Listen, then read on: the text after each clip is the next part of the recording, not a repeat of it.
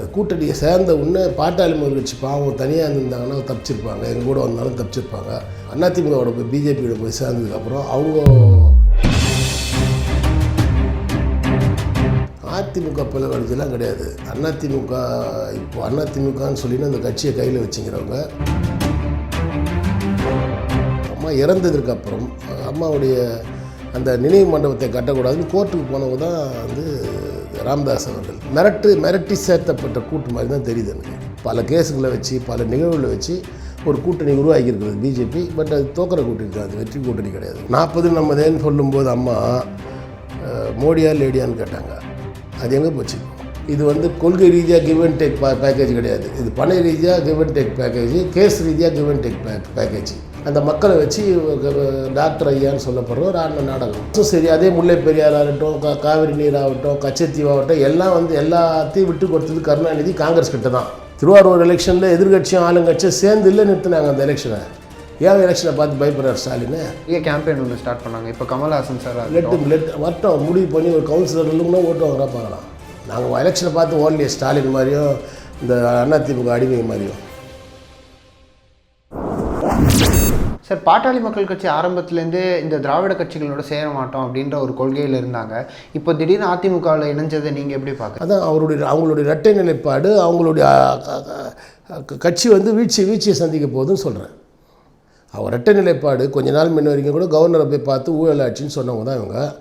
இரட்டை நிலைப்பாடு என்ன ஆக போகுது? அது அவங்கள சேர்ந்து இவங்களும் தகுதியானவர்கள் இல்லை அப்படின்றது தான் மக்கள் முடிவுக்கு வருவாங்க. அதிமுக கூட சேர்ந்துருக்க கூட்டணி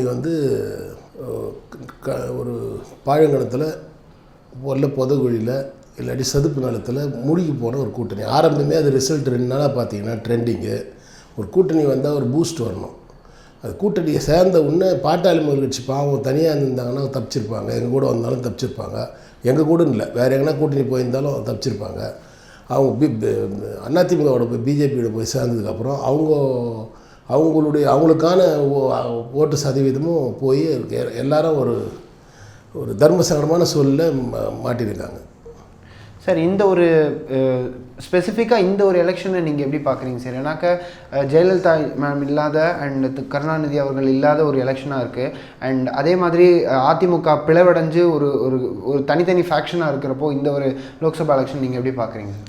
அதிமுக பிளவடைஞ்செல்லாம் கிடையாது. அதிமுக இப்போ அதிமுகன்னு சொல்லின்னு அந்த கட்சியை கையில் வச்சுக்கிறவங்க மத்திய அரசாங்கனுடைய பினாமிகள். இந்த கூட்டணியே மிரட்டி சேர்க்கப்பட்ட கூட்டணி தான். எந்த கூட்டணிக்கு அம்மா போக மாட்டேன், வாழ்நாளில் நான் செஞ்ச தப்புன்னு அம்மாவே ஒத்துக்குனாங்க ஒரு வாட்டி. அந்த தவிர அந்த கூட்டணிக்கு போக மாட்டேன்னு சொன்ன கூட்டணிக்கு போய் இப்போ இருக்கிற அதிமுகன்னு சொல்கிறவங்க அம்மா வழின்னு சொல்கிறவங்க போய் சேர்றாங்க. அதில் பாட்டாளி மக்கள் கட்சி அம்மா இறந்ததுக்கப்புறம் அம்மாவுடைய அந்த நினைவு மண்டபத்தை கட்டக்கூடாதுன்னு கோர்ட்டுக்கு போனவங்க தான் ராமதாஸ் அவர்கள். அவ்வளோ அம்மாவுக்கு எதிர்ப்பாக ஒரு தனி ஒரு ஸ்டார் லீடர் ஆஃப் தமிழ்நாடு, ஒரு பெண் 6 முறை முதலமைச்சராக இருந்தவங்க, அவங்களுக்கு நினைவகம் கட்டக்கூடாது, அது ஊழல் சின்னம் அப்படிலாம் பேசி கோர்ட்டுக்கு போய் கேஸும் போட்டவங்க தான் இப்போ டாக்டர் ராமதாஸ் அவர்கள். அவர் கூட போய் இந்த அதிமுகன்னு சொல்கிறேன், அம்மாவின் அதிமுகன்னு சொல்கிறவங்க போய் கூட்டு சேர்றாங்க. ஸோ இது வெறும் மிரட்டி சேர்த்தப்பட்ட கூட்டு மாதிரி தான் தெரியுது எனக்கு. பல கேஸுகளை வச்சு பல நிகழ்வுகளை வச்சு ஒரு கூட்டணி உருவாக்கியிருக்கிறது பிஜேபி. பட் அது தோக்கிற கூட்டணி தான், அது வெற்றி கூட்டணி கிடையாது.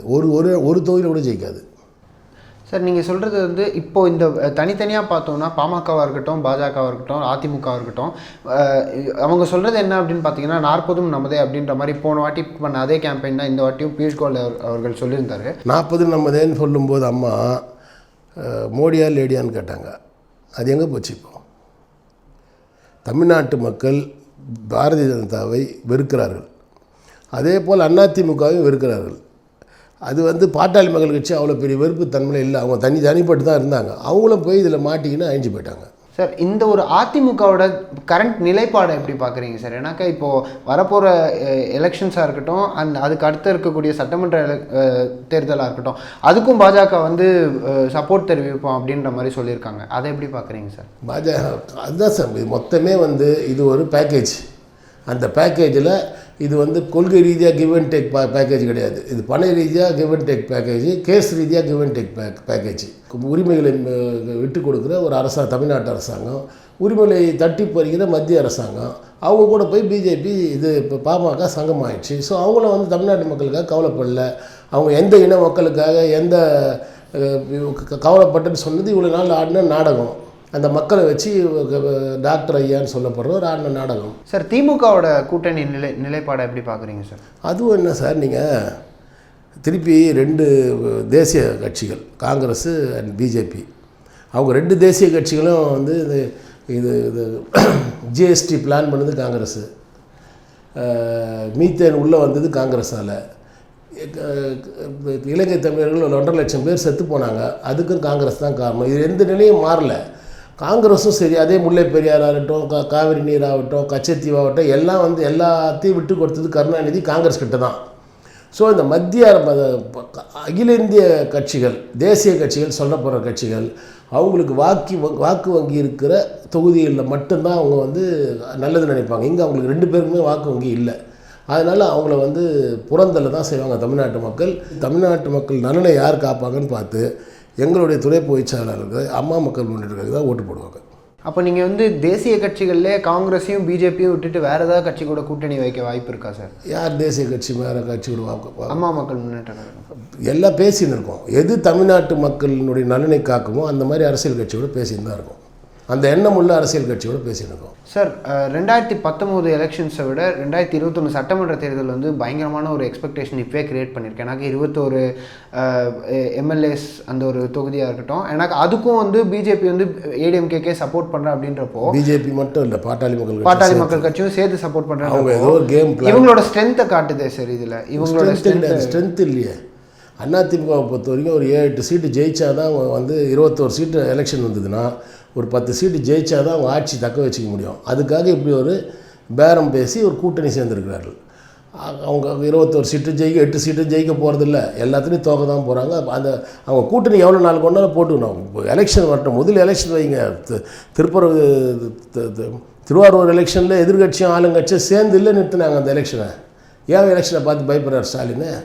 அவர் தான் மெகா கூட்டணி வச்சுருக்காரு, ஏன் பயப்படுறாரு? ஏன் அதிமுக தான் பெரிய அரசியல் கட்சி ஆச்சு, ஏன் பயப்படுது? திருவாரூர் எலெக்ஷன் நிறுத்தினாங்க. ஒரு வாட்டி ரெட் அலர்ட் கொடுத்து நிறுத்துறீங்க. நினச்ச மாதிரி நடக்கும். உங்கள் நீங்கள் என்ன நினைக்கிறீங்களோ அதெல்லாம் தேர்தல் கமிஷன் செய்யுது. அப்படி இருக்கும்போது நாங்கள் தேர்தல் வந்தால் தான் சார் இதுக்கெல்லாம் முடிவு வரும். சார் அதே மாதிரி இப்போ நிறைய நடிகர்கள் வந்து அவங்களோட கட்சிகளை வச்சு அவங்களும் ஒரு பெரிய கேம்பெயின் ஒன்று ஸ்டார்ட் பண்ணாங்க. இப்போ கமல்ஹாசன் சார் மட்டும் முடிவு பண்ணி ஒரு கவுன்சிலர் இல்லைன்னா ஓட்டு வாங்குறா பார்க்கலாம். அவருக்கும் இந்த வாட்டி பயங்கரமான ஒரு ப்ரெடிக்ஷன்ஸ் இருக்குது. ஒரு ப்ரெடிக்ஷன் இருக்காது. என்ன ப்ரெடிக்ஷனு? யாருன்னா கனவு கண்டா உண்டு. அவருக்கெல்லாம் ஒன்றும் இல்லை. இந்த தமிழ்நாட்டில் அதுக்கெல்லாம் இடமே இல்லை. எல்லோரும் எம்ஜிஆர் ஆகிட முடியாது, எல்லோரும் புரட்சி தலைவி அம்மா ஆகிட முடியாது.